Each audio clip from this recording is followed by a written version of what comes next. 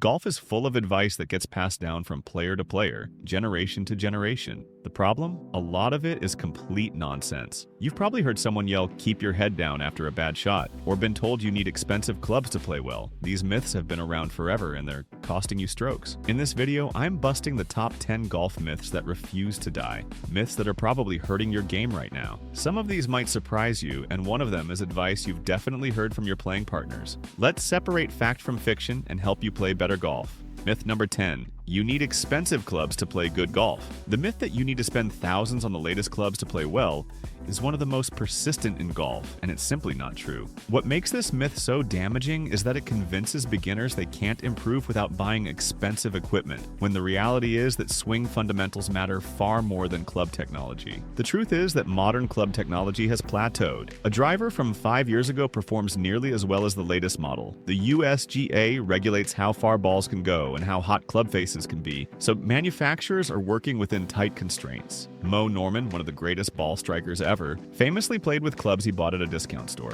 Ben Hogan won majors with equipment that would be considered primitive today. Skill beats equipment every time. What actually matters is that your clubs fit you properly. The right length, lie angle, and shaft flex for your swing. A $200 driver that fits you will outperform a $600 driver that doesn't focus on your swing.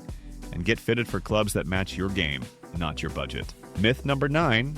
Keep your head down. This is probably the most common piece of advice given on golf courses, and it's terrible advice that creates more problems than it solves. What makes this myth so persistent is that it seems logical. If you look up too early, you'll top the ball. But forcing your head to stay down actually restricts your body rotation and creates swing problems. The truth is that your head naturally moves during a proper golf swing. Watch any professional golfer in slow motion. Their head rotates and moves slightly during the swing. By impact, their head has already started turning toward the target. Tiger Woods, Rory McIlroy, and every other great player allows their head to release naturally through impact. Keeping it artificially down restricts your shoulder turn, reduces power, and can actually cause you to top the ball because you're fighting your body's natural motion. What you should focus on is maintaining your spine angle and posture throughout the swing, not keeping your head frozen in place. Let your head rotate naturally with your body, and you'll make better contact and generate more power. Myth number 8. You should swing harder to hit it farther.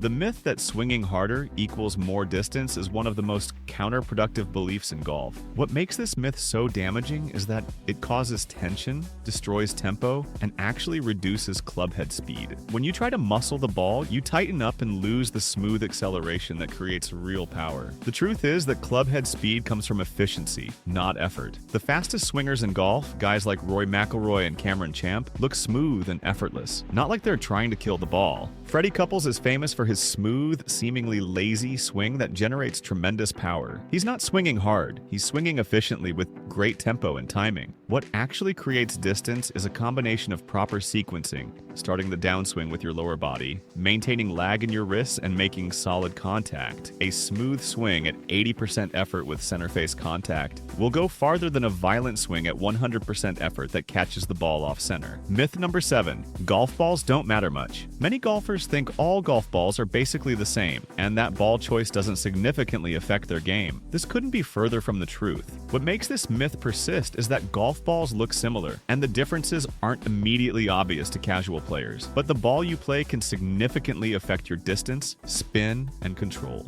The truth is that different balls are engineered for different performance characteristics. Tour-level urethane balls provide more spin and control around the greens, while distance balls with firmer covers maximize length off the tee but offer less short game spin. The ball affects every single shot you hit, all 80 to 100 shots per round. That's more than any single club in your bag. Choosing the right ball for your game is one of the easiest ways to improve your scores. What you should do is test different balls to find one that matches your priorities. If you struggle with distance, a low spin distance ball might help. If you're a better player who values control around the greens, a tour level ball makes sense. Don't just play whatever you find in the woods. Myth number 6. You should always aim for the flag. The myth that you should always aim directly at the flag is terrible course management advice that leads to big numbers. What makes this myth so common is that it appeals to our aggressive instincts. We see the flag and want to attack it, even when it's tucked in a dangerous position behind a bunker or near water. The truth is that professional golfers aim at the flag far less often than you think. They aim for the safe part of the green and accept a longer putt, especially when the pin is in a sucker location. At the Masters, you'll often see pros aim 20 to 30 feet away from pins that are near the edges of greens or on severe slopes. They know that missing on the wrong side can lead to bogey or worse, while the middle of the green almost always leaves a makeable par putt. What you should do is identify where the trouble is and aim away from it. If the pin is tucked right behind a bunker, aim for the left center of the green. You might have a 30-foot putt, but you'll avoid the bunker and the difficult up and down that comes with it. Myth number 5, lessons are only for beginners. Many golfers believe that once they reach a certain skill level, they don't need lessons anymore. This myth keeps players stuck at the same handicap for years. What makes this myth so limiting is that it prevents good players from becoming great players. Even small improvements in technique or course management can drop several strokes from your handicap. The truth is that the best players in the world work with coaches constantly. Tiger Woods, despite being the most talented golfer of his generation, has worked with multiple swing coaches throughout his career. Rory McIlroy, Jordan Spieth, and every other top player have coaches they consult regularly. If players at that level need coaching, recreational golfers definitely benefit from it. What actually happens is that as you improve, lessons become more valuable, not less. A good instructor can identify subtle flaws that are holding you back and provide specific fixes. Even one lesson per year can help you break through plateaus and continue improving. Mid-video call to action. If these myths are hitting close to home, you're not alone. Most golfers believe at least a few of them. Hit that subscribe button right now and tap the bell icon so you don't miss future videos that cut through the BS and give you real advice that works. I'm committed to helping you play better golf by focusing on what actually matters, not what sounds good. Drop a comment below telling me which myth you've been guilty of believing. I read every comment and love hearing from you. Now let's get into the final 4 myths that might be the most damaging of all. Myth number 4, practice makes perfect. The saying practice makes perfect is one of the most misleading pieces of advice in golf. Practice doesn't make perfect, it makes permanent. What makes this myth so dangerous is that it encourages mindless repetition without focus or purpose. If you practice with poor technique, you're just ingraining bad habits that become harder to fix. The truth is that only perfect practice makes perfect. Hitting 100 balls at the range while reinforcing a flawed swing pattern is worse than not practicing at all. You're programming your muscle memory with the wrong movements. Ben Hogan was famous for his intense, focused practice sessions where every swing had a purpose. He wasn't just beating balls, he was working on specific aspects of his swing with clear goals. What you should do is practice with intention. Work on one specific thing per session, get feedback from video, a coach, or a training aid, and focus on quality over quantity. 10 focused swings are worth more than 100 mindless ones. Myth number 3, the golf swing is all about mechanics. Many golfers obsess over swing mechanics, club positions, angles, and movements, while ignoring the athletic nature of the golf swing. What makes this myth so limiting is that it turns golf into a mechanical, robotic motion instead of a natural athletic movement. You end up with paralysis by analysis, thinking about 17 different positions instead of just swinging the club. The truth is that golf is an athletic motion that requires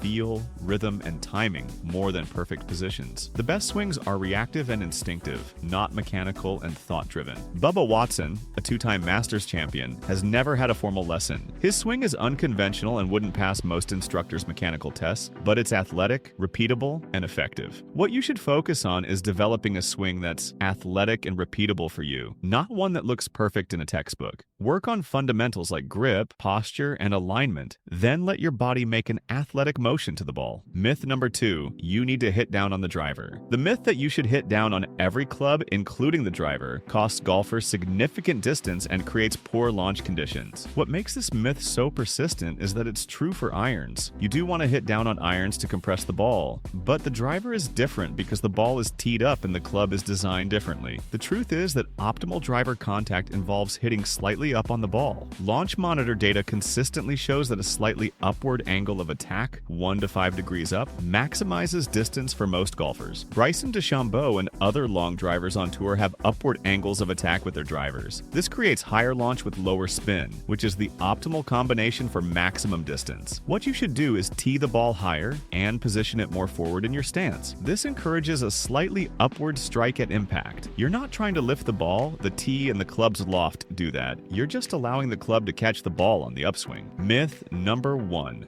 golf is a game of perfect. The number 1 myth that refuses to die is that golf is or should be a game game of perfect shots. This myth creates more frustration and ruins more rounds than any other. What makes this myth so destructive is that it sets impossible expectations. Even professional golfers hit only about 12 to 14 greens in regulation and make mistakes constantly. Expecting perfection from yourself is a recipe for misery. The truth is that golf is a game of managing misses. The best players in the world don't hit perfect shots. They hit good misses that leave them in manageable positions. Tiger Woods has said that he only hits a handful of shots per round, exactly as he intended. The rest are managed misses that still allow him to score well. If Tiger can't hit perfect shots consistently, you certainly can't. What you should embrace is that golf is about playing well with your bad shots, except that you'll hit some poor shots, focus on minimizing the damage, and move on quickly. The golfers who score best aren't the ones who hit perfect shots. They're the ones who recover well from imperfect ones. So there you have it, the top 10 golf myths that refuse to die. Remember, golf is hard enough without believing advice that makes it harder. These myths persist because they sound logical, or because they've been repeated so many times that people assume they're true. The next time someone gives you advice on the course, think critically about whether it's actually helping or just perpetuating another myth. Focus on what actually works: proper fundamentals, smart course management, and realistic expectations. Your game will improve faster when you stop believing the myths and start focusing on the facts. Hit that like button if this opened your eyes to some myths you've been believing, and I'll see you on the course.